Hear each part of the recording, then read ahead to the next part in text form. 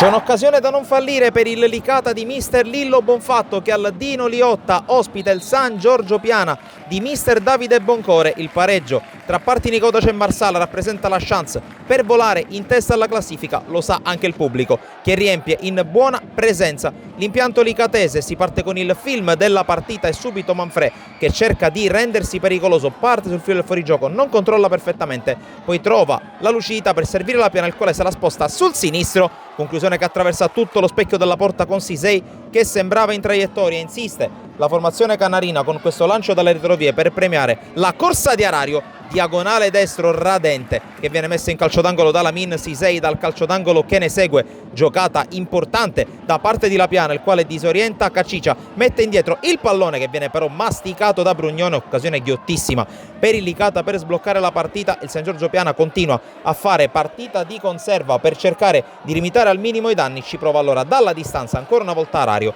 questa volta il suo destro è abbondantemente fuori. Sono di fatto solo queste le opportunità di un primo tempo che si chiude a reti inviolate, ma solo per imprecisione del Licata, mentre in avvio del secondo tempo un San Giorgio Piana un po' più intraprendente si affaccia dalle parti di Valenti. Qui l'angolo battuto da Sannasardo incrocia in maniera involontaria la testa di Capitan Gaio, ma insiste la squadra al Brescia, che attacca soprattutto sulla sinistra. Qui il cross di Mulè ad attraversare tutta l'area piccola. Passero non riesce ad impattare bene col pallone e indirizzarlo verso la porta, ma è la sveglia che serviva al Licata, che con i nuovi entrati riesce a creare qualcosa. Qui Maitini, super Sisei, ma arriva Calogero Lapiana per il gol dell'1-0. L'ex Favara vuole sentire l'urlo del Dino Liotta, che automaticamente e direttamente dagli spalti arriva per il numero 10 del Licata, che sblocca la partita al minuto 60, forse nel momento più difficile del pomeriggio per la squadra di Bonfatto, che insiste con questa giocata sulla destra. Il pallone messo in mezzo ancora per Lapiana, cerca il gol con gli effetti speciali,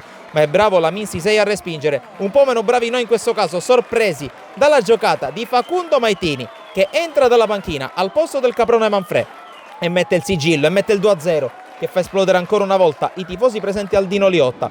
Qui San Giorgio Piana che prova quantomeno ad uscire dal campo con l'onore delle armi. Buona la chiusura di partita per la squadra di Boncore, che va ad un passo dal gol del 2-1 con un altro ingresso dalla panchina, ovvero sia Giacomo Graziano. Insiste ancora con i subentrati e con Barbara il San Giorgio Piana, ma arriva adesso la prima vera grande parata di Federico Valenti, che sul calcio d'angolo che ne segue corre ancora qualche brivido con la battuta di Passero per la corsa dalle retrovie. Il colpo di testa di Sannasardo, che non è un panzer e si vede in questa circostanza. Poi qualche brivido per Valenti, che si fa male, rimane a bordo campo per un paio di minuti, per fortuna per lui nulla di grave. Insiste però il San Giorgio Piana, che cerca quantomeno il gol della bandiera. Qui con questa azione sulla sinistra un altro nuovo entrato, ovvero sia Guadagnoli, ci prova ma non trova lo specchio della porta. Calcio piazzato ancora di Dino Passero, palla sul secondo palo, esce a vuoto Valenti, in qualche modo lo salva la sua difesa con il colpo di testa di Barraco a mettere fuori. E l'ultima azione della partita, esplode il pubblico del Dino Liotta, perché arriva un'altra vittoria in casa, un 2-0